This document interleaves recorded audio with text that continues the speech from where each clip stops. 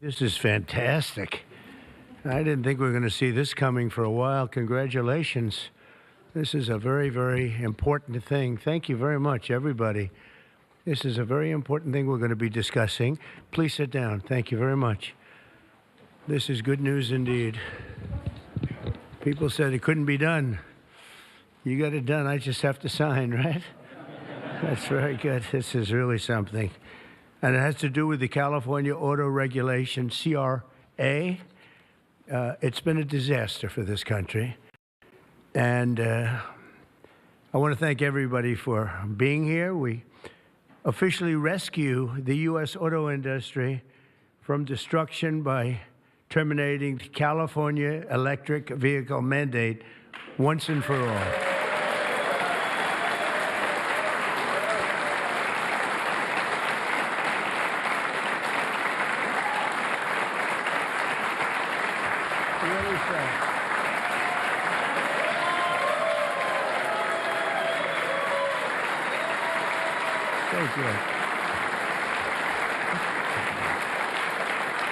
They said it couldn't be done, but boy, it's had us tied up in knots for years. And they'd pass these crazy rules in California, and it would be 17 states would go by them. The automakers didn't know what to do because they're really building cars for two countries. When you have 17 states, you're building cars for two countries. And I want to congratulate you all. The Senate, the House, the whole thing. It's incredible. I was going to sign a executive order and give it a shot. But the one good thing with this, number one, it holds up forever. And number two, unless somebody votes it out, they'll never do that. And it's just so much better, huh? It's so much better. That's so great. Very proud of you. We're joined today by the great Speaker of the House. I think he's going to go down as a great Speaker of the House, too. I may be wrong. I may be wrong. Who knows? Who the hell knows? I think he is. And he's doing something, the only thing I would say is more important than this one, and I'll tell you what, it's almost close. That's how big this is today. But the great, big, beautiful, I added the word great, you know, I used the word. The great, big, beautiful bill. It's going to be one of the most, I said it this morning to a group, I think it's the most important, one of the most important pieces of legislation ever signed, ever approved. So it's going to be something very special. Thank you very much. Speaker of the House, Mike Johnson, thank you. Secretary Sean Duffy. And they had a problem in India today, and you're on that. Sean's doing a tremendous job. Secretary Chris Wright, everybody said you'd never be able to get him. He's the most talented man, they say, in the oil and gas industry. I'll let you know in about 2 years if that's true.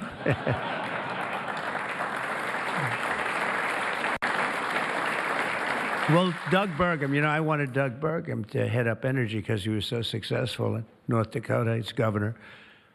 And he said, sir, there's one person who's much better than me. I said, who? They said, Chris Wright. I said, who the hell is Chris Wright? I had no idea. Now everyone knows Chris Wright. He's going to be more famous than me.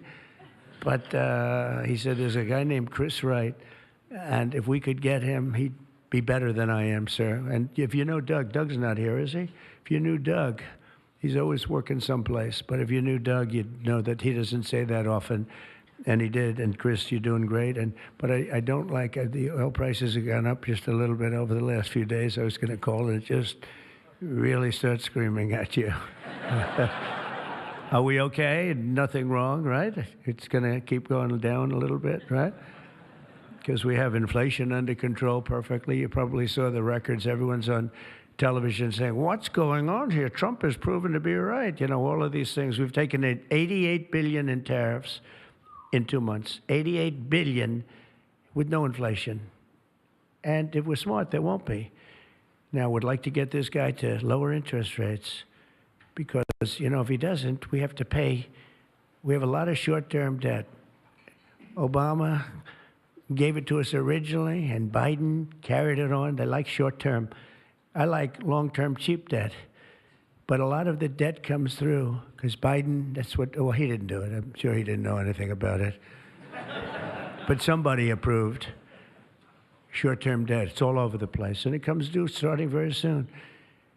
And if we would lower the interest rates by 1 point, we'd pay about 1 point less.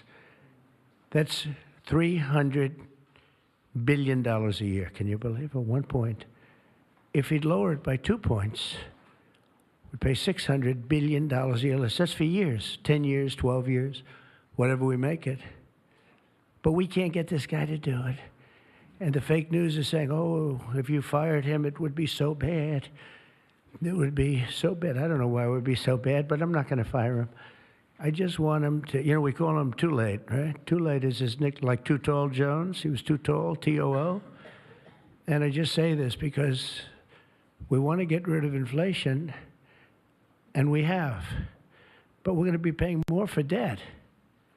And all he has to do is lower it. Europe's done 10 lowerings. We've done none. And nobody understands it. Actually, today when the numbers came out, they were so good. You saw yesterday's numbers, incredible. No inflation. Today's numbers.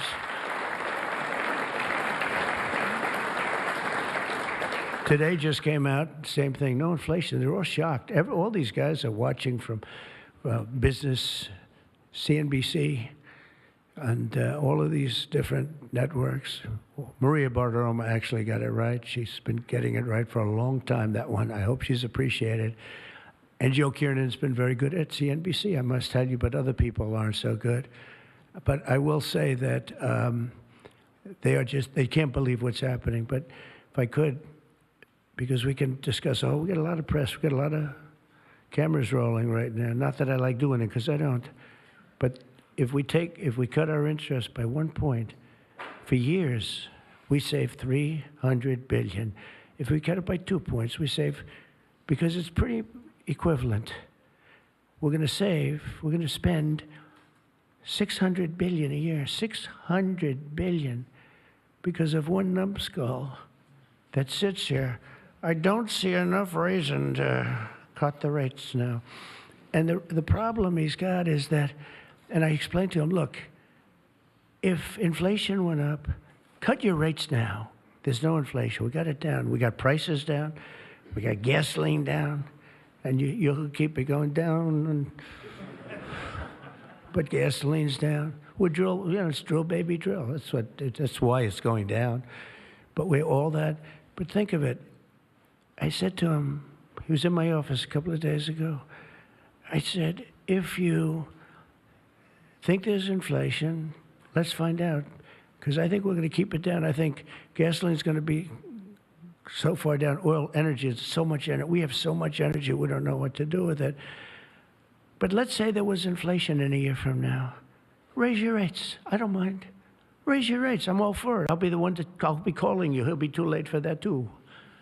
But raise your rates. You don't have to keep them up here. If it's going to go up, I'm okay with you raising, but it's down. And we're going out to financing. And I may have to force something. Somebody said, who's the genius that thought of that? I said, it's me. Unlike Biden, I stay awake at night thinking about how to save our country. He was much better at sleeping than me. He could sleep on a beach. He could sleep on a beach with cameras rolling. I can't do that. But I had an idea. I gave it. They said, this is really, we'll go short term for a year.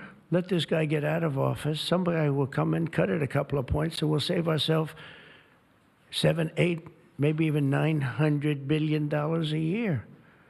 What is he doing? Why doesn't he lower these rates? And with that, we'll get on to the California standard, which is a disaster, okay?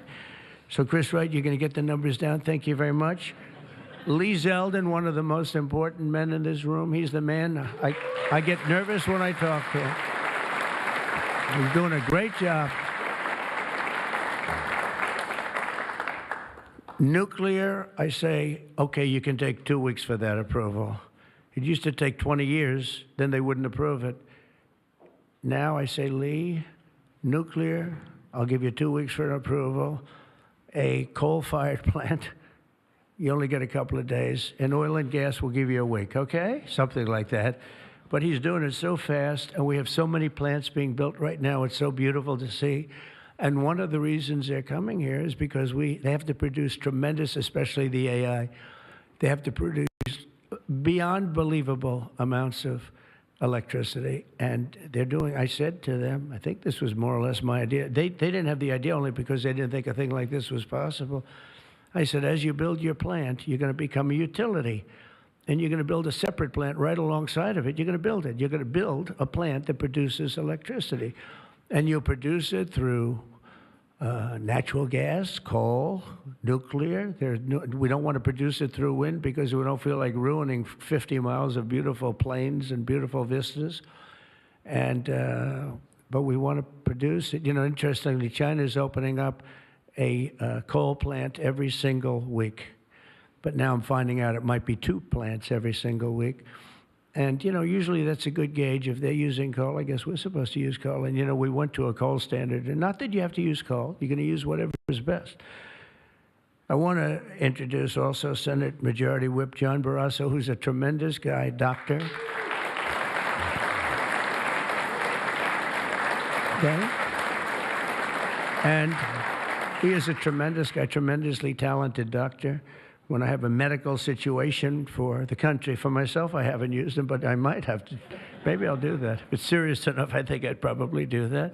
But he's a tremendously talented gentleman who happens to be a senator and one that's very respected. Chairwoman Shelley Moore Capito, and congratulations. I just endorsed your son. Did you know that? I endorsed your son. I endorsed your son, who's running in West Virginia, and he's great. In fact, he's all Trump all the time. I think much more so than you, actually. You were his largest impediment. No, I'm only kidding. He's all Trump all the time, and he's going to win big, and so congratulate him, okay? He's really been fantastic. So many people have told me. Thank you. And House Majority Leader Steve Scalise, who's a brave man. He went through hell. Steve went through hell. And we have a lot of other people here that I won't be able to because they don't have your name down, and I'm looking, and I see people's names. I'll do a couple of you, but thanks as well to Mark Wayne Mullen, Senator. Mark Wayne, thank you. Stand up, Mark Wayne. Don't fight him. He's a serious fighter in a lot of ways, and he's a great guy, too. Thank you, Mark Wayne. Deb Fisher. Deb? Thank you, Deb. Good. Pete Ricketts, who's going to do very well in the upcoming election. Thank you. Thank you, Pete. John Husted, who's really moving along in Ohio. John, good luck. You're going to do well. All endorsed people. John Curtis, who's doing terrifically. John, thank you. Good job. They all say excellent. What can I tell you? Good job. And Bernie Moreno, who won a race that was not winnable. They all said it's not winnable. He won in Ohio. They said, you can't win that race. It's a waste of time. You're just wasting your time. Right, Bernie? Wasn't a waste of time, was it? Huh? And he won by like 5 points, too. Won by a lot. Along with Representatives Kevin Kiley, Vince Fong, Jay Obernolte, Doug Lamother, Darrell Issa. Where's Darrell? I haven't seen you in such a long time. Look at you. How good you look, huh? Good when you have those big margins. It's easier. John Joyce, great guy. John, thank you. Thank you, John. Dusty Johnson, Morgan Griffith, Troy Balderson. Troy from a place called Ohio. And he played very cute at one time, but then he got, boy, I'll tell you, he's become a good politician. Where is Troy now? Where I haven't seen him used for years. I endorsed you early when he was early and younger, but you still look young, and you've done fantastically good. Good work, really good work. Claudia Tenney, New York. Claudia, thank you, Claudia. John James, John James. I don't know. You know, he's running for governor, but I'm not sure I'm happy about that, John. Do we have somebody good to take your seat? Because otherwise we're not letting him run for governor. We can't. You have somebody good, right? Okay. As long as you like them, they'll win. Tracy Mann. Tracy, thank you very much. Thank you very much. Appreciate it. Michael Baumgartner. Michael. Thank you, Michael. Good job. David Rouser. Thank you. Glenn Grothman. Hi, Glenn. Thank you very much, Glenn. Brett Guthrie. Brett. Thank you, Brett. Rudy Yackham. Thank you. Thank you, Rudy. And I want to thank you all. And there's some additional people in the room, but we have to get back to this. Is like so big. This is a big one. Under the previous administration, the previous administration, I could go point after point, everything they did, open borders, men playing in women's sports, transgender for everybody, let's go transgender. What a group of people you had over there. They must have hated our country. Under the previous administration, the federal government gave left-wing radicals in California dictatorial powers to control the future of the entire car industry all over the country, all over the world, actually. Because they have to build a car. They can't build 19 different cars called the same thing. And really, it was all over the world what was happening. They approved Governor Gavin Newsom's ridiculous plan to impose a 100% ban on all new gas-powered cars within a very short period of time. Think of this. You couldn't buy any other car except an electric-powered car. And in California, they have blackouts and brownouts. They don't have enough electricity right now to do the job. And countrywide, you'd have to spend $4 trillion to build the firing plants, to be able to, they call them a lot of things, charging plants, firing plants. $4 trillion you'd have to spend. In the Midwest, they built 9 of them. 9 individual, it's like a pump, just like a pump, except instead of gas, electricity comes out. They built 8 of them. $9 billion they spent for 8. 8 little hoses, $9 billion. Now, I'm sure they could have done it for about, 1/1000th of that, but even if they did, it's unaffordable. They approved Governor Gavin's ridiculous, is so ridiculous. By the way, if I didn't bring the military in, Los Angeles would be burning down right now. It'd be burning just like his damn houses burned down because he didn't have the water that he should have had. He had so much water. They have so much water. We had to send in the military to free up the water. And we did that right after the fires. We told them to do it in the first term. But just like that ridiculous plan, this is a plan to ban, think of it, a plan to ban 100, and they call it the 100% ban on all new gas-powered cars and abolish 75% of the gas-powered trucks. 75%. The trucking industry saw me. They said, sir, it doesn't work. Number one, the trucks are so heavy. They're 2.5 times heavier than a diesel-powered truck. So one of the big truckers owns 28,000 trucks, big company, tremendous company. He said, I go out of business immediately. I'm not going to play games. I mean, he said, did you explain these things to the government officials? Like the truck weighs 2.5 times more than a regular truck, a gasoline-powered diesel. And he said, based on that, we have to rebuild every bridge in the United States of America because it wasn't designed to hold cars and trucks that heavy because the batteries are very heavy. They're, probably lead, but they have a lot of things in those batteries that weigh a lot. But it's 2.5 times. It's a simple number, 2.5 times. And if you want to do this, you have to spend trillions and trillions of dollars on rebuilding every bridge in the United States, and I guess throughout the world, because they do follow us. And the big rig buses and even cement trucks, they want to abolish certain categories of truck, but they want to go 75% of all of these trucks have to be abolished almost immediately. I mean, the time is just crazy. And they don't go far. Another little problem. With a tank of diesel, you can go from New York to Los Angeles if you want to go to Los Angeles right now. But New York to Los Angeles, and you can go back a little bit. With the electric truck, you'll stop approximately 6 times. Enjoy your stop. And the truckers saw me, and I said, did you just explain this? Because this is like, you know, if you explain it, if a person's reasonable for that, he said, we explained it, they didn't care. They said, we're going all electric. They can't be stupid, because anybody that can cheat on elections like them is not a stupid person. But they must hate our country. But I said to this big trucker, he said, sir, I've been buying trucks my whole damn life. He's a rough guy, smart guy. He said, I got thousands of them. I've been buying them for 50 years. And every single year they got better. They got more efficient, they got bigger, they got stronger.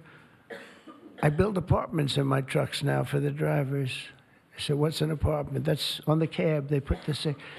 And sir, I know you like luxury, but you wouldn't mind living in one of these. I said, maybe I would, maybe I wouldn't. I mean, it doesn't sound too appealing, but I said, so what's the problem? He said, so I noticed one thing. For 50 years, every single year, one thing happened. They got better. They got stronger. They got more efficient. They got faster. They could carry any load. If we went to this standard, we'd go back beyond 50 years. They wouldn't go as far as a truck from 50 years ago. It would be too heavy and have all the other problems. He said, we'd be going backwards. We'd be taking a trucking industry, would be starting all over. But actually, it would be worse because it was better 50 years ago than. So I said, what are you going to do if I don't win this election? This was before the election. He said, you don't win the election, I'm going to close up my business because I'm not going to lose he said, I'm not going to lose my ass. I know exactly what's going to happen. It's going to be a catastrophe. It's the craziest thing I've ever heard. They're making you buy stuff that doesn't work. It's no good. It doesn't work. And I'm all for electric. If you want to buy electric, you can buy electric. Cars are great. If you buy the right ones, cars are great. And you should be given the option, buy the electric car, buy a gasoline-powered car, buy a hybrid. Probably not hydrogen, because hydrogen has a tendency that when it blows up, you're gonzo. It's over. They find you 75 yards down the road, you know. Where is he? Well, I think that's him, but I'm not sure. So, you know, they said, we think we can solve the problem. I said, that's not good enough. When they think. No, it sounds like it's quite severe. If it doesn't work, Steve, it'll work most of the time, but if it doesn't, it's over. It'll make your accident look like peanuts compared. You wouldn't be around, I'll tell you, because it's pretty bad. But some people like it. I don't know. Let's see what happens. But I would say it's off to a bad start. But because of the size of California's population and the fact that 17 other states follow California, that's the problem. 17 other states follow California. They have the most ridiculous law. They have the most ridiculous laws I've ever seen for a lot of things. This is just cars, but and trucks and they have a lot of them for other things. But we have, it's called the California Car Standards, and this horrible scheme would effectively abolish the internal combustion engine, which most people prefer. Like so far, I'd say about 90%. In fact, General Motors announced yesterday they're going to spend about $6 billion because of tariffs, and maybe because of my election on November 5th, but because of tariffs, I think, more than anything. They're all coming back. They're coming back from other countries that took them 25, 30 years ago. They're all coming back. We have now almost $15 trillion. They had almost nothing last year, and the year before, they've very, very little. Nobody wanted to be back here.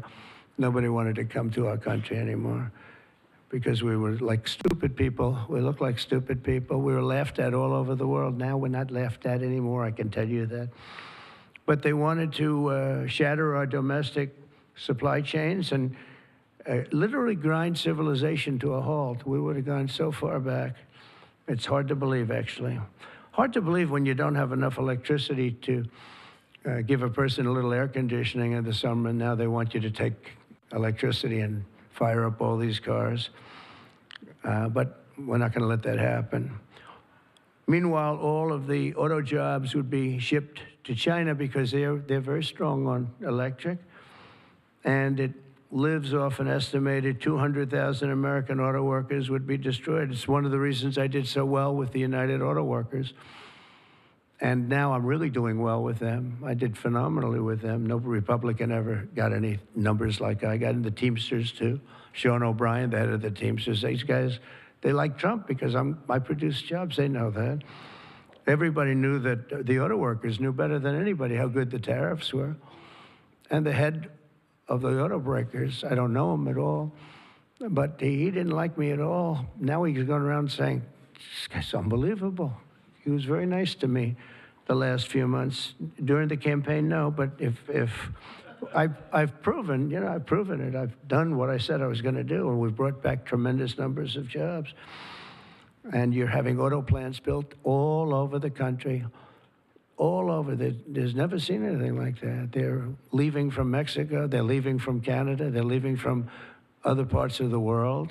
If they want a Mercedes-Benz, you're going to have it made here. It's okay to have a Mercedes, but they're going to make it here. Otherwise, they're going to pay a very big tariff. They already are. That's one of the reasons we have $88 billion. It's a lot of money. But that's peanuts compared to what we're going to be making in another few months. They haven't even kicked in yet. But we're not going to let any of these bad things happen, these stupid projections that I've been reading about for the last 6 months. I think these people are either corrupt or really dumb. And they're supposed to be economists. In the campaign, I promised to end this disaster, and today our Republican majorities in Congress have delivered. And I don't know, I can't imagine. It's so obvious, it's so good. Did we get any Democrat votes? Did we get one? Two? Who? 35. Yes, sir. I think that's great. I think that's great. You got 35 Democrats. 35, yes, sir. I think that's great. That, as far as I'm concerned, one in the Senate. On something that's so good. But who is the one? Well, I shouldn't have asked. I congratulate her. I don't care. I think it's great. It's very interesting. Why did I ask that question, Mr. Speaker? But in a few moments, I'll sign 3 pieces of legislation that will kill, totally kill. You can't do anything about it. They can't take us to court. They can't do any of the things they can do with the executive orders. And it's permanent. I'll sign 3 pieces of legislation that will kill the California mandates forever, and they're never coming back. Now, the auto companies are the most happy because now they're going to be designing and building one auto. It will be much cheaper. It's a much less expensive.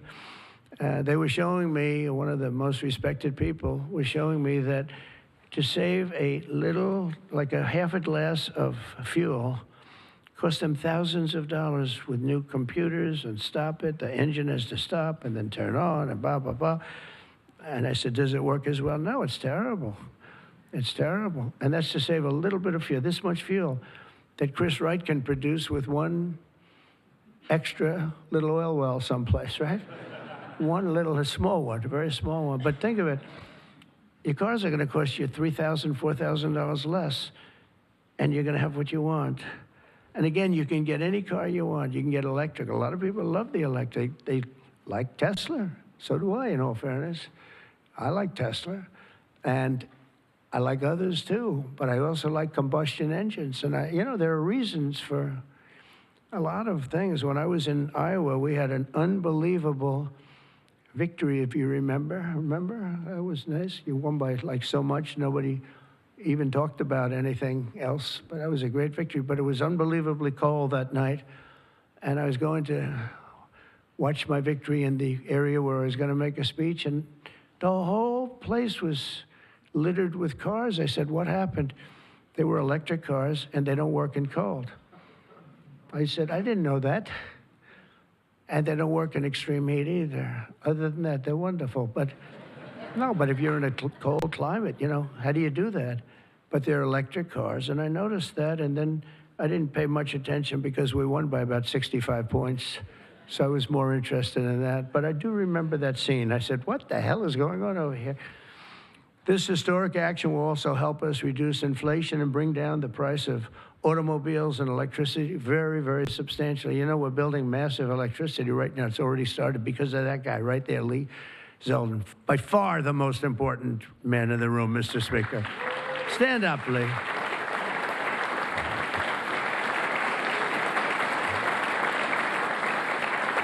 He blows you guys away, John. He blows the politicians away. I'm sorry right now. He's a great politician, though. He almost won for governor in New York, which is just missed by a few points. And that was another race that was not winnable, but you almost got it. But I think what you're doing now is even bigger if you want to know the truth. I think it's actually more important if you can believe that. Under the previous regime, car prices skyrocketed as a direct result of the mandates. These mandates, this nonsense that you had to do. And they had so many other rules and regulations that the car companies who are here today appreciate that. And Susie Wiles is here today. Stand up, Susie. Most incredible woman. Most powerful woman in the world, they say. She's the most powerful. She was rated the most powerful woman in the world. Susie Wiles. One phone call and a nation is destroyed. She could destroy 5 nations with 5 calls, and she's doing a great job. More importantly, right? Doing a great job. Nobody like Energy prices would likewise soar as the radical left forced more electric vehicles onto the grid while blocking approvals for new power plants. They want to block the approvals. They want you to have a car with electric, but they block the production of the juice that runs the cars, and all of them, all forms of cars. It's just the craziest thing. We're in a different sphere now. We're in a whole different planet right now. The result would be rolling blackouts and a collapse of our power systems. We'd have a total collapse. You couldn't do it. You couldn't even do it. Think of it, they're forcing you to do something, and they want you to do boats also. I assume boats are being covered by this, and boats, they want you to go all electric, and the batteries are so heavy, the damn boat practically doesn't float. I used to have a lot of fun talking about that one on the tours. We'd talk about it. And I said, what would happen if the boat sank? Because we went to North Carolina, South Carolina, we visited boat factories. Unbelievable guys. And they said, sir, we have one problem. They're forcing us to go electric for the boat. I said, how's it going to work? The boat will not float, sir. It's so heavy. And it won't go fast, and lots of other. And I did ask him a question, because I have a lot of background. My uncle was a big shot at MIT, the smartest guy. He never had a smarter guy. And I guess I have a little of that. My first question was, what would happen if the boat sank? Do you get electrocuted? Remember I said that? And I used to be decimated by these people back here, right? I used to be decimated. They'd say, what kind of a crazy question is that? So I'm actually serious. What happens if you're in an electric boat and the boat is going down? You're in trouble, Susie. And I used to say, remember, oh, I'd get decimated. The audience loved it, but the press would laugh at it. I said, so if I have my choice of going down or jumping 5 or 6 yards away from the boat, but there's a shark there, what do I do? You know what I said? I'd rather be electrocuted. I said, I'll take electrocution every single day. But actually, he said, nobody's ever asked me that question, sir. He makes boats. Nobody ever asked me that question. That's really an unusual question. He said, and honestly, I don't have the answer. He wasn't able to. I said, don't worry about it. If I win, you won't have to worry about it. But today, we're saving California, and we're saving our entire country from a disaster. Your cars are going to be thousands of dollars less money. And even the ones that, if you buy electric, we're not going to make you do certain things that are just a waste of money and just time-consuming waste of money. They make you do things that are no good for anybody, make the car worse, and make it much more expensive. Over the past 5 months, our administration and Republicans in Congress have fought for the American auto worker and for Teamsters and for, by the way, right to work we have them all. We have, we just call them just workers. We fought for workers like no one has ever fought before. I understand that. It's why we won. We won with workers. We won with young people. I just saw with TikTok, I was #1 on TikTok in its history. Can you believe that? So I guess I like TikTok. That's why they're saying, are you saving? And we probably will save TikTok, actually. But on my first day in office, I ended the Green New Scam and abolished the EV mandate at the federal level. We abolished it, which is basically that everybody will be driving an electric car within a very short period of time. Now I know why Elon doesn't like me so much, which he does, actually. He does. And he never had a problem. It's very interesting. This is not something new. This has been there from day one, Speaker, right? We're going to abolish the EV mandate. And Elon still endorsed me because, honestly, he never, ever spoke to me about that. And I used to say, I'm amazed that he's endorsing me because that can't be good for him. I'm abolishing the EV mandate. And I once asked him about it. You never talked to me about that. He said, well, as long as it's happening to everybody, I'll be able to compete. It was a very interesting answer. I thought it was a very honest answer, to be honest with you. And I talked about it, that incredible, you would have thought he would have been, from day one, you got to make sure you don't do the EV mandate, the abolishing, and never did. Very honest in that sense. And he did say to me, I actually asked him because it was like really strange how I'm with him. He's very, a friend of mine, and he makes electric cars, and we're saying you're not going to be able to make electric cars, or you're not going to be forced to make all of those cars. You can make them, but it'll be by the market, judged by the market. And that's what he said. He said, as long as I'm on the same plane as everybody else, we're going to do good. We make a better product. I said, that's very cool. It's very cool. That was my answer. After that, he got a little bit strange, but I don't know why, over much smaller things than that. As part of the One Big Beautiful Bill, we'll also further slash the funding for the Green New Scam. As you know, it's the greatest scam in history, saving American taxpayers hundreds of billions of dollars. The windmills are killing our country, by the way. The fields are littered with them, junk. They're littered with them. And they get older, and they get rusty, and they get bad, and they get... This is other countries also. It's the greatest scam in history. It's the most expensive energy you can buy. They're ugly. A friend of mine comes from Minnesota. He's been in New York. He hit it big. He's a very successful guy, actually. And he wanted to go back, see his mother who's not well. And he went back to Minnesota. Hasn't been back there in 20 years. And he said, it's unbelievable what happened. He said, I'm driving down a highway and up a certain road, and the most beautiful fields. I remember them so well. And I was so looking forward to seeing them again. And I looked at them, and they had windmills all over them, these horrible, horrible structures. A very smart guy, this guy. He said, these ugly, horrible things. And he said, it was so bad, I actually drove back to see it because I couldn't believe it. Before I even got to my mother, I drove back. I said, how much do you like your mother? But no, it hurt him to see it. He said, I looked at this field that was one of the most beautiful places in my own mind and imagination that I've ever seen. And I said, it's littered with this garbage. It looked like a junkyard, he said. And some, then you get different manufacturers, and they don't look alike, and they're not painted alike, different colors. You have, even if they're white, one's a beigey white, one's a darker white, one's a lighter white. And then they start to rust after 4 or 5 years. And then they start to wear out, and nobody takes them because you're not allowed to bury the propellers, the props, right?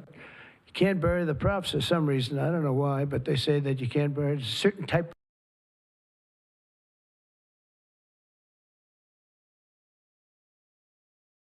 What they do is they leave them up.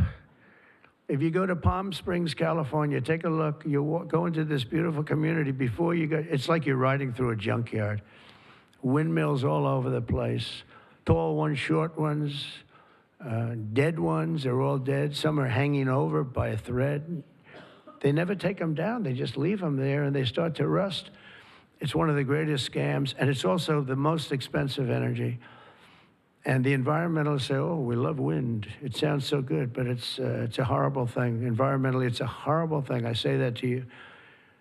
It's wind, and we are going to have virtually no, one mandate we have, we're going to natural gas, nuclear. Nuclear, we just had a big signing with nuclear, making it easier, safer, and better. It's really, I would say, probably more than any other form of energy that's come about. It's been amazing what's been done. It's very safe, very good, and very inexpensive. But we're not going to let windmills get built because we're not going to destroy our country any further than it's already been destroyed. You go and look at these beautiful plains and valleys, and they're loaded up with this garbage that gets worse and worse looking with time. It starts when the rust comes. 4.5 years, it starts to rust. And it's very expensive to paint them. So they don't paint them, and they're horrible. What's happened is horrible. So we're not going to approve windmills unless something happens that's an emergency. I guess it could happen, but we're not doing any of them. I hope the Senate will soon pass a bill the House can quickly approve and get to my desk by the 4th of July. We'll have this done. And to further defend our auto workers, I imposed a 25% tariff on all foreign automobiles. Investment in American auto manufacturing is surging because of it. They have Mercedes all over. They pay 25% if they don't make the car in the United States. And because of that, and this could have been done long before Trump, this could have been done by any one of the presidents. I did it with China. The reason you don't have Chinese cars here is because I imposed it my last term. I actually asked the question, I said, do we have any Chinese cars here? No, why? Because you imposed a 25 or 27.5% tariff on Chinese cars. So they're not coming here, but they are going to Europe all over the place. But I love China. We just made a deal, and I respect President Xi a lot. And we made a deal that's good for both countries. The deal we made with China, good for both countries. Going to be a lot of money made, and it's going to ultimately open up China, which is the ultimate thing. And I'm going to be working with President Xi. We had a long talk about it. And that's going to be good for China. It's going to be good for us. But we're going to be opening up China. That's bigger than what we signed. And I think had we not signed it, that wouldn't be happening. It's going to happen. It's going to happen fairly soon.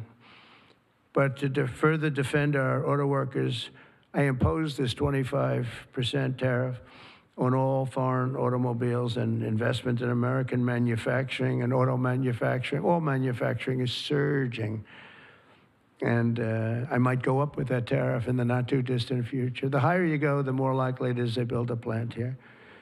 Ford has just announced that it's going to invest $500 million in some of the things involved in what we just did. General Motors is going to spend $4 billion. They just announced that yesterday. Stellantis announced that it's going to reopen its Belvidere assembly plant. That's good. I know the plant very well. Had a lot of problems. They're going to spend $5 billion.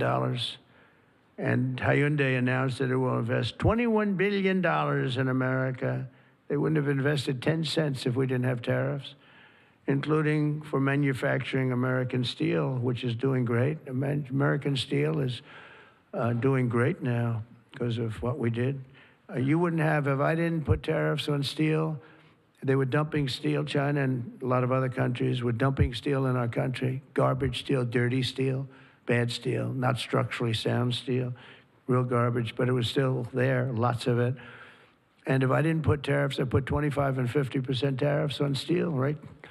John James would put tariffs on steel, and we were doing great with steel. Now we're really doing great. A big investment is being made in Pennsylvania. You've been reading about it. They're going to spend $17 billion on U.S. steel. And all the steel workers wanted it. And we have a golden stock. We have a golden share, which I control or president controls. Now, I'm a little concerned whoever the president might be, but that gives you total control. It's 51% ownership by Americans. And we have a company, a great company, Nippon. They're coming in from Japan. They're going to spend $17 billion. And somebody said, well, what happens if it doesn't work out? I said, they spent $17 billion. We can't put it on a trailer and drive it to Japan. This is a steel mill. You know, some businesses you can move. You move your office, and that's where the business is. With this business, they're spending 17, think of that, 17 billion. They're going to have them all over the country.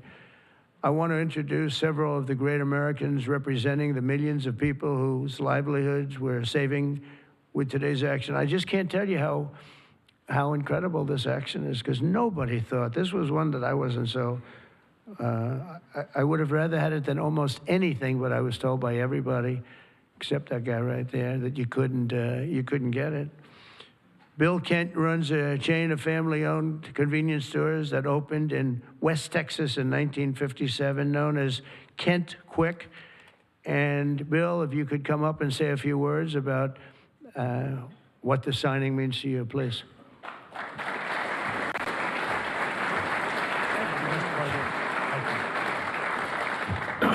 Wow, you're probably wondering why I've called you all here today, right?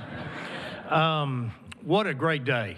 From my perspective, I'm in the convenience store and petroleum marketing business, and what this does is it gives us freedom. It gives the consumers freedom to pick what kind of car they want, but more importantly for us, it gives us the ability to plan going forward, because with mandates, we were forced to have to look at putting in infrastructure that frankly is extremely expensive and doesn't give you any return.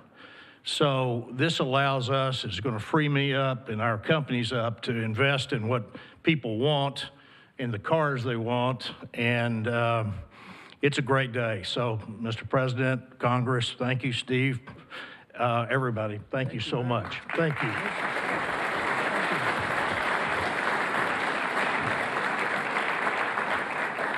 And a friend of mine for a long time is John Hess. He's one of the top CEOs in the country.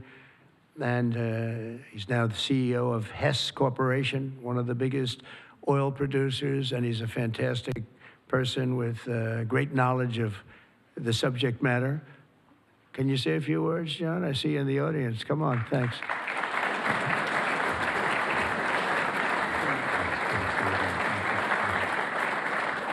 Hi, I'm John Hess, and CEO of Hess Corporation, a proud producer of oil and gas in North Dakota and the Gulf of America. And so you all know, I was born in New Jersey, grew up in New York, and my father started our company by driving a secondhand oil truck. So, Mr. President, it's an honor to be before you today, and thank you for that. Mr. President, during your campaign, you made a commitment to the American people to repeal unworkable and costly mandates for cars and trucks and let the consumer choose what type of vehicle they drive. Today, with the bipartisan support of Congress, you're making good on that promise. I'd like to recognize Speaker Johnson, Leader Thune, other members of Congress whose tireless efforts were critical to the outcome we're celebrating today. And a special thank you to Senator Capito for her leadership.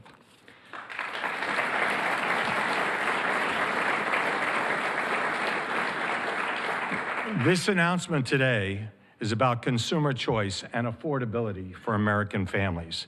It's also about making our country auto industry more competitive, Mr. President, and you said that very eloquently.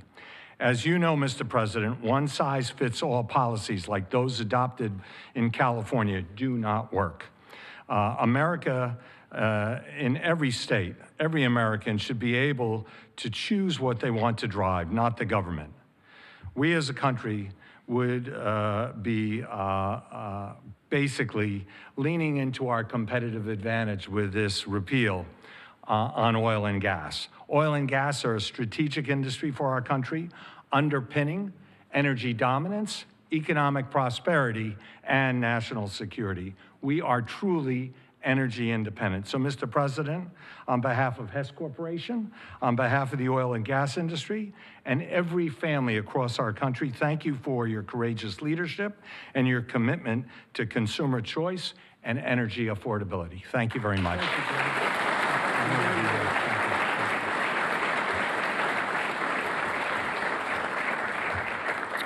very respected guy. The California EV mandates would also have devastated our nation's incredible truck drivers and the trucking industry, and I gave you a little bit of a rundown on that. But a diesel-powered semi-truck can drive from Reno, Nevada, I'll give you some other locations, Nevada to Los Angeles, California, and back on a single tank of diesel oil, diesel fuel, but the same exact journey would require an electric truck driver to stop also 6 times at recharging stations, adding an estimated 9 hours to the trip. I don't know too much about the trucking industry, but this is not sounding good.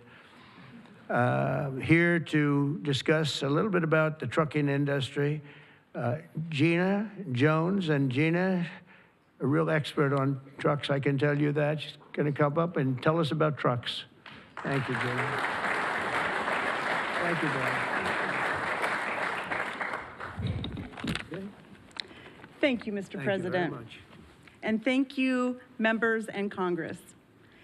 The trucking industry has America's back, and we are grateful that a president and the administration that have our back too.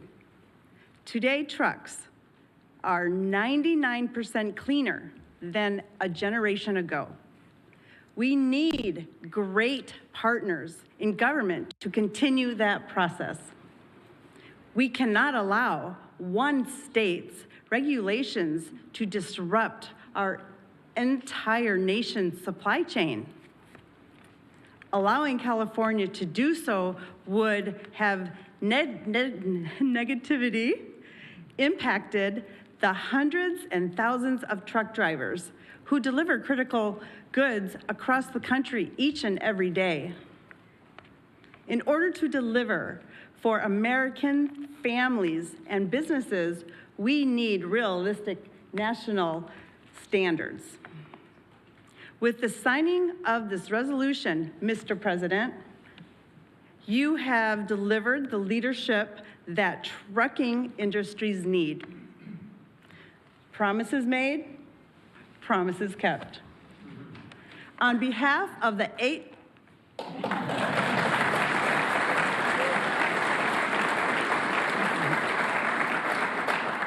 On behalf of the 8.5 million Americans who work throughout the trucking industry, I thank you.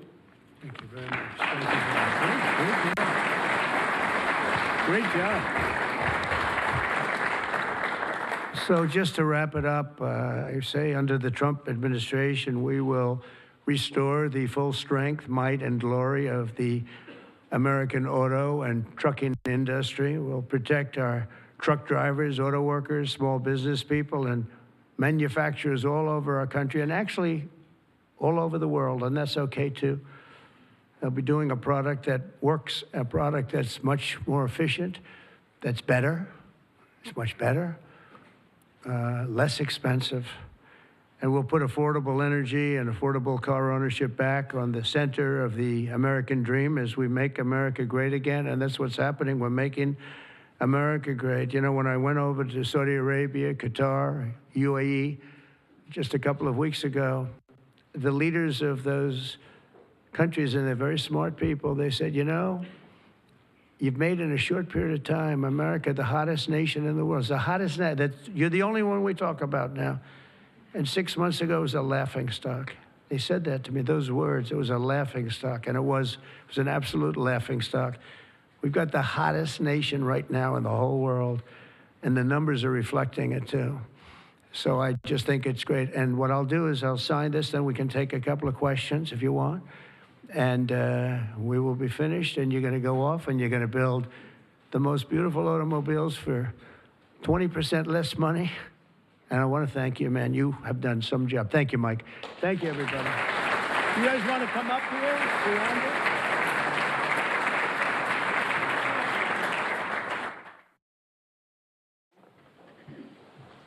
Come on, sit around it.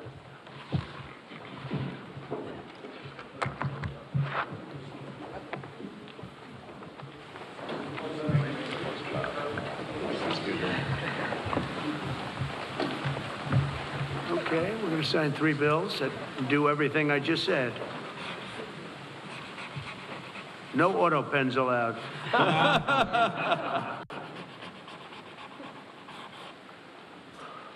That's for you. Keep that mic.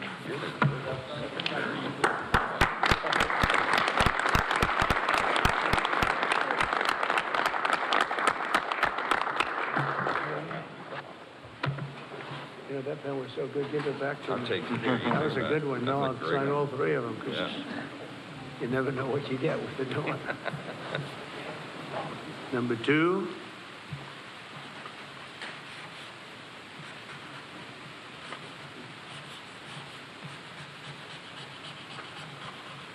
Very steady hand. It's very important. Very steady.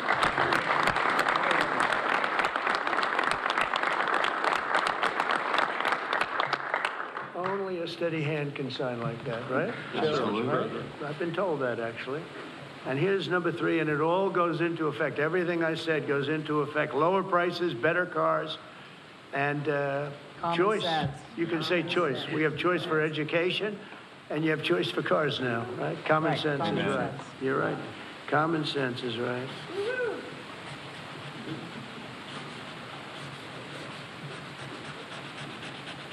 Okay, now I can give you Yeah. the pen. And I'll give you these. Shelley? They'll let you sign. Congratulations, Thank you, Mr. John. President. Okay, you'll take these. Pass these around, fellas. Where's John James from his father? Oh, thank you. Yeah, you have one, John? Yes, sir. Thank you, Mr. President. Pass them around. Okay, everybody, it's a few extra. You're gonna take them and give them to some of the people. Okay?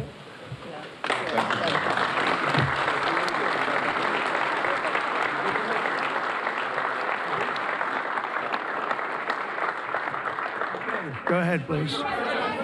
President, Mr. President, help! Mr. President. All right, Brian, yeah, please. I have some very close friends who run some of the largest auto dealerships in Southern California, Rusnak Automotive Group. Good. Their message to you, they're 100% behind you right now. They know they're going through some soft sales period, but they're in it for the long haul. What's your message to thousands of auto dealerships across this country that are kind of navigating through this tariff? Yeah, they're going to do better than ever before. They're going to sell cars in America at levels that they've never even thought of before. And they're going to make more money than they ever made before. It's going to be great. They're going to be selling a better car, too. It's going to be a better product. And they're behind you 100%. I know. I know that. They have been behind me, right? They knew it was right. They've been asking for this for 25, 30 years, in all fairness. No, they're very happy. I told you the Auto Workers Union, we got tremendous votes. But they like me today even better than they did on Election Day on November 5th because they see the results now. They're all happening. And yeah, and they have plants moving in, Brian. A lot of plants are moving in. Thank you very much for that question. Yeah. Governor Gavin Newsom trying to kill the auto industry. Oh, he was killing the auto industry. I don't think he knew it. I think he's a guy who, he's just got a faulty thought process. You look at that train, the train is the most, I've seen people, stupid people with cost overruns for years I've watched where something would cost twice as much or 3 times. But this thing is costing 20 times more. It's the most incredible disaster I've ever seen. That's one. The cars are just as bad. Everything's bad. And now you have this situation. So his own sheriff, who's a good man, by the way, said 2 days ago or 3 days ago that we could not have done this without the military. They were going to take over this whole, they couldn't have done it. Now today they got him to change his tune. He said, oh, I think we could have handled it. You know, it's so sad. He was so honest. I was using his quote all over the place, and they got him to change. But he knows. Los Angeles would be right now burning to the ground, just like the houses burned to the ground. It's so sad what's going on in Los Angeles. Think of it. They had a fire that should have never had because they should have listened to me in the water. Eventually, we broke in and we had the water come down from the Pacific Northwest. I could show you pictures now with the half pipes, the big half pipes coming all the way down California. Water, so much water. They don't have any droughts. They don't have any. They have so much water. They sent it all out to the Pacific Ocean for 20 years. So ridiculous. And we got them to take it now. But what they do and what they're doing, this is a big problem. And what they really want to do is keep criminals because they're trying to protect criminals. Sanctuary cities are a disaster in this country. And most of the voters don't want them. Politicians like them for whatever reason, but I think the politicians are wrong. That's why we won in such a convincing fashion. We won all 7 swing states. We won by millions of votes. We won 2,750 districts as opposed to 505. That's why when you look at the map, it's almost all red. It's got 2 little blue stripes on each side of it. It's almost all red. But now you have to... I always got along with Gavin. I like Gavin. I've liked him, always. He said I never called him. You know, they asked him a question on Fox, I guess. I never spoke to him. He doesn't remember the call. He doesn't remember. I never spoke. And then I produced a phone call. I had it. It took me about 2 minutes. I said, well, here's the call. It lasted 16 minutes and 4 seconds.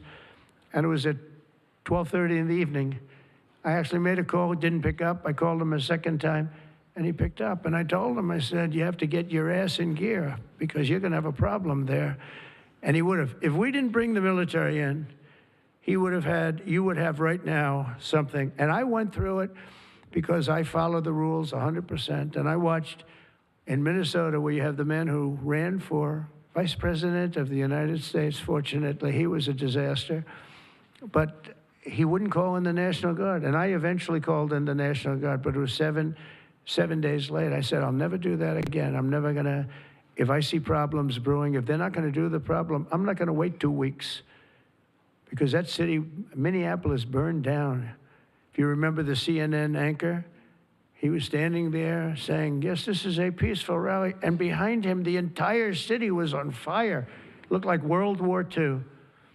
And I appreciate the question. Please. Sir, Mr. President, thank you very much for taking. Thank you. 2 questions, if I may, sir. First, the terrible, horrific plane crash in India today. I'm sure you saw the images on TV. Your reaction to that first, and will you speak to Prime Minister Modi?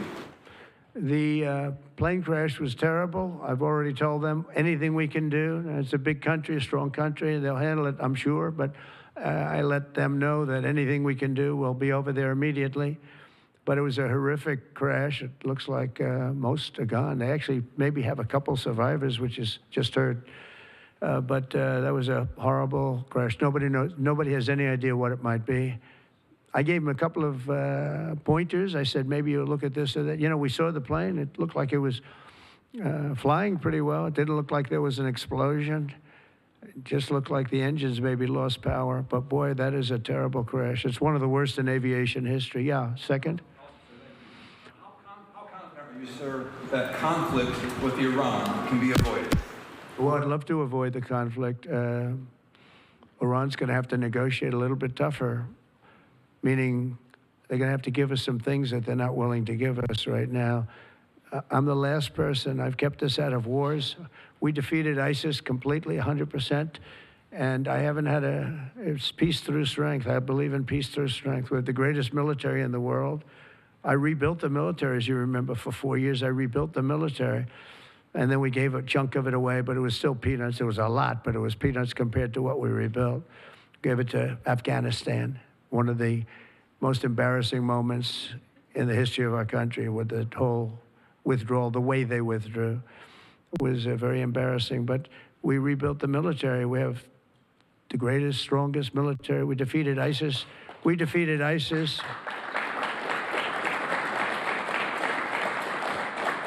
We defeated ISIS in 4 weeks. It was told to be 5 years. It was going to take 5 years, anywhere from 4 to 5 years. We did it in 4 weeks, with, by the way, headed by the general who's now the head of the Joint Chiefs of Staff. That's why he's there. He said it would take 4 weeks, and he did it in 4 weeks. He did actually a little bit faster. So we have a great country, and we're going to keep it that way. And when it comes to Los Angeles or other cities, if we see other cities are gearing up, and these people are agitators, they're paid, they're professionals, they're insurrectionists, they're troublemakers, they're all of those things, but I believe they're paid, and we're going to find out through Pam Bondi and her great staff, her great people at Justice, who they are. And Mike, I think you're doing some investigations in that in Congress, but we're going to find out who they are, because they're really, I think what they're doing is unbelievably illegal. Just one thing, so they took the bricks away from people. They're walking in with satchels of bricks. Now, why do you have bricks? You have bricks because you throw bricks. They're very potent. If they hit you, they kill you. And they took them away. The military took them away. They saw him, what the hell is this? The guy could hardly carry me. Many bricks. He's a strong guy, couldn't carry him. And they saw that, and they took them away. Then they found others with bricks. But they're ingenious. They also brought hammers along, very heavy hammers. And I saw them pounding the curb and pounding the sidewalk. And it was like a military operation. This guy's pounding strong, boom, big shots. And it was breaking up granite, the granite curbs. And the granite was breaking up, and the concrete was breaking up. And there was lines of people standing there, and they're handing him. And then he stopped handing them. They just went down and picked him up. It was so professional.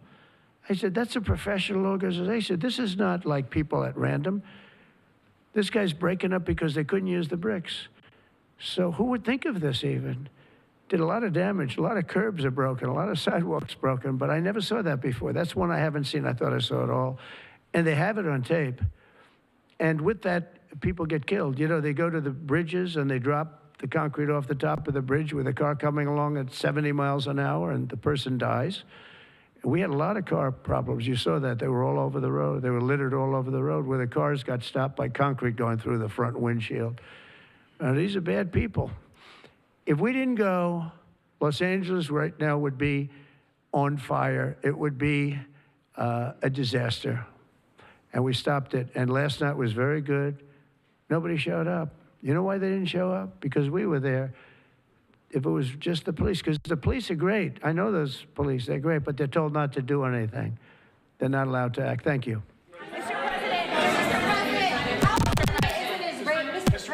Mr. President, how imminent is an Israeli strike on Iran? Well, I don't want to say imminent, but it looks like it's something that could very well happen. Look, it's very simple, not complicated. Iran cannot have a nuclear weapon. Other than that, I want them to be successful. I want them to be tremendous. We'll help them be successful. We'll trade with them. We'll do whatever is necessary. You know, I stopped a war between India and Pakistan. And I stopped it with trade. I don't think I've ever seen a story written about it, but it was pretty cool. They were getting ready. Pakistan was their turn to hit, and eventually they're going to go nuclear. And I stopped it. I called each. I respect each leader greatly. I know them. And I spoke to them, and I talked about trade. I said, but you're not trading with us if you're going to go to war, if you're going to start throwing nuclear weapons around. And I said it to both of them, and they were both unbelievable, actually. They understood it exactly. They stopped. I stopped that war with phone calls and trade. And India's here right now negotiating a trade deal, and Pakistan's coming, I think, next week. And I'm very proud of that. Nobody died. Nobody, the nuclear weapons, they each have very severe, very substantial numbers of nuclear weapons. And I think we should get some credit for that. You know, the whole Republican Party should, because that's their mindset. Please. Mr. President. Yes, ma'am. What? On your China deal, Mr. President, are you still concerned about the national security issues with Chinese students studying in the United States? Look, I've always been in favor of students coming in from other countries. That includes China. And we have 500,000 Chinese students coming in. I've always been in favor of it. Does it mean that you have to watch people? Yeah, you have to watch students, but you have to watch other people also. I've always been strongly in favor of it. I think it's a great thing. It's good for our schools. I think it's good for our country. I'm also in favor of having them stay. I've been in favor of letting them stay. If you get educated for 4 years, you're willing to get educated for 4 years. I like people being able to stay. You know, they have some great students. You have some, these are Republicans clapping. You know, because a lot of Republicans don't like that idea. I happen to like it. I'm a real Republican, believe it or not. But I like the idea. They go 4 years. To me, that's almost like, you know, just buying your way in a very legitimate way. And, you know, you have stories where Apple wants to hire somebody and they can't hire him because he can't stay. He went to a great school. He finished first in his class. They made him a big offer. And everything's done, but he has no idea whether or not he's going to be able to stay. And I'm all for making sure that people like that can go to work for all of our great companies. And you know what they do? They go back to their country, and there are stories that are all over the place. They go back to their company, and they start a company just like they were going to start here. They end up starting it in China or India or someplace else, and now they're among the richest people in the world. They've got thousands and thousands of employees that make it great. This is happening all the time, because they're not allowed to stay. And I think we'll probably end up doing something about that, right? Yeah, go ahead. Go ahead. You in the blue, please. Light blue. Thank you, Mr. President. How close are you to step back between Ukraine and Russia? We see a very bad escalation. Are you going to leave it in the hands of the Europeans? I'm very close to the situation. I'm very disappointed in Russia. But I'm disappointed in Ukraine also, because I think deals could have been made. And, you know, we're losing 5,000, 6,000 people a week, soldiers mostly, but also people living in towns because they're getting hit by missiles again.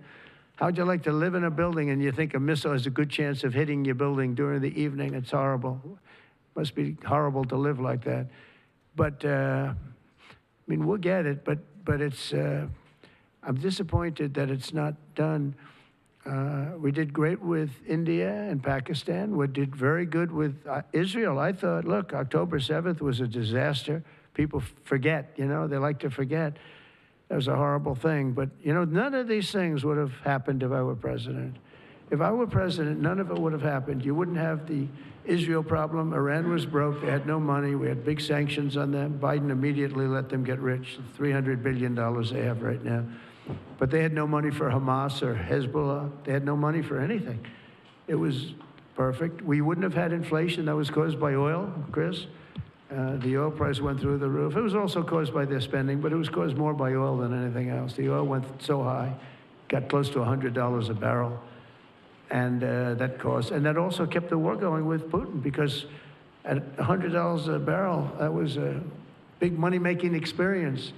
But now it's down to where it's not so good for them anymore.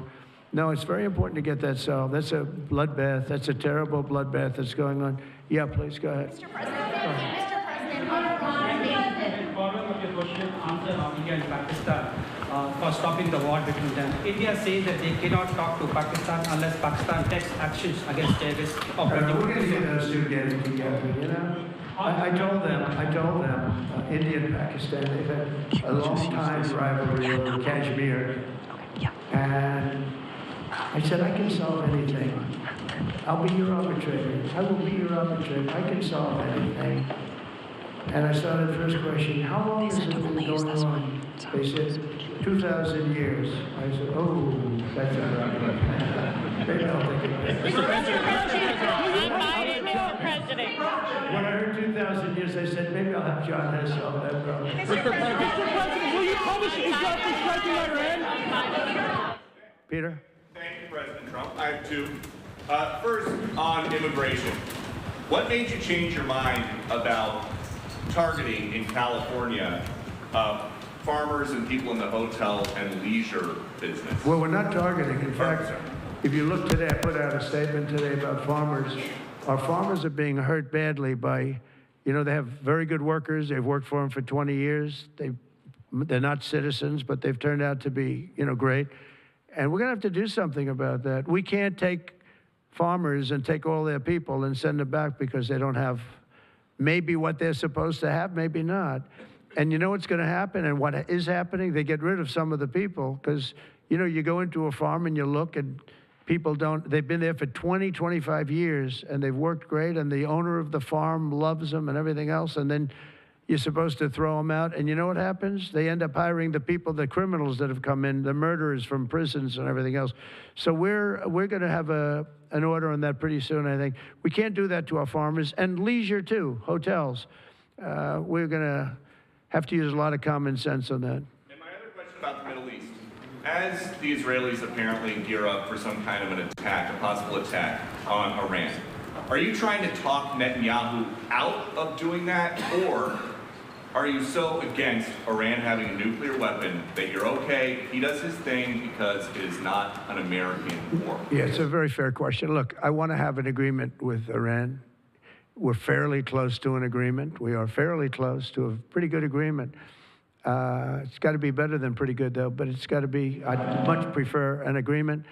As long as I think there is an agreement, I don't want them going in because I think I would blow it. Might help it, actually, but it also could blow it.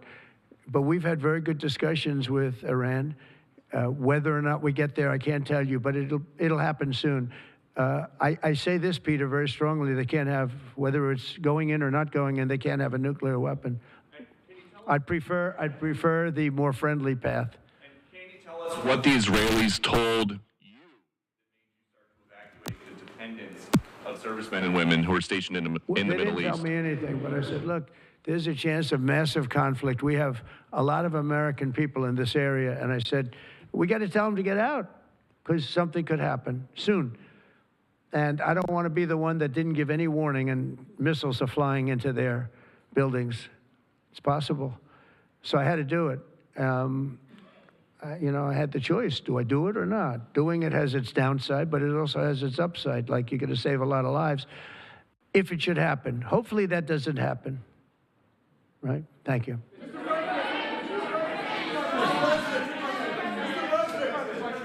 Mr. President, for Americans that are coming to Washington on Saturday for military parade, It's going to be a great day. What would you like folks to take away from that day? What would you hope that they would remember? And also, Mr. President, our country is, and how strong our military is. We have the strongest military in the world. You know, it's very interesting. 3 weeks ago, it was the end of world anniversary, end of World War II. And I called France, and Macron, who's a good man, I said, what are you doing? He goes, we're celebrating World War II, our victory. I said, your victory? Your victory. Tell me about that. And then I called somebody else, and I happened to speak to President Putin at the time. Now, in all fairness to him, he lost 51 million people, and he did fight. Russia fought. Sort of interesting, isn't it? He fought with us in World War II, and everybody hates him. And Germany and Japan, they're fine. You know, someday somebody will explain that, but I like Germany and Japan, too. But Putin is a little confused by that, you know. He said, we lost 51 million people, and we were your ally. And now everybody hates Russia, and they love Germany and Japan. I said, let's explain that sometime, okay? But it's a strange world. But I will say this, look, I want them to go away saying how great our country is and how great our military is. And I was making all these calls, and for some reason, I spoke to like 4 different places. Sir, are you celebrating? And I said, you know, we won World War II and World War I, right? We won them. And yet we're the only country that doesn't celebrate. Everybody's celebrating except us. And I said, we should celebrate too. There are several No Kings protests planned across the country on Saturday as well. What are your thoughts on those? What are they called? No Kings? No Kings. I don't feel like a king. I have to go through hell to get stuff approved. A king would say, I'm not going to get this. A king would have never had the California mandate to even be talking to him. He wouldn't have to call up Mike Johnson and Thune and say, fellas, you got to pull this off, and after years, we get it done. No, we're not a king. We're not a king at all. Thank you very much. Go ahead. Yeah, go ahead. Sir, go ahead. Mr. President, sir, you made a lengthy posting today on Truth Social about Senator Rand Paul. Do you expect to see him at the picnic tonight, sir? I do. I look forward to seeing him, actually. I like him. He's the hardest vote in the history of the U.S. Senate to get. Probably won't get him, but he's a very tough vote. I mean, he's a very tough vote. He's always been a friend of mine. You know, I endorsed him and got him elected. I got him elected twice. But I don't think he understands how great this bill is. This is a great bill. No tax on tips, no tax on, the Social Security payments. It's unbelievable what happens. No tax on overtime. You work overtime, no more tax. It's so, those are big, but they're minor compared to the big things. Taxes reduced. And let's look at the other side. If it doesn't get approved, a 68% tax increase, 68%, including the fact that the Trump tax cuts kick in. But it's a 68% tax increase and many other bad things. I don't even want to, some of them are so bad, I don't even want to talk about them. I think it's one of the greatest bills we'll ever pass in this country. And I think that Leader Thune and this gentleman right here, what he's gone through on this with, we started off with a majority of 1. Now I guess we have 7. So it's like easier, but it's really sort of 3. It's 7, but it really equates to 3, right? And we have great support. I mean, I can't tell you, I can't guarantee, but when you have a majority of essentially 3, where you can't lose anything more than 3 votes, and you get it passed, it's pretty amazing.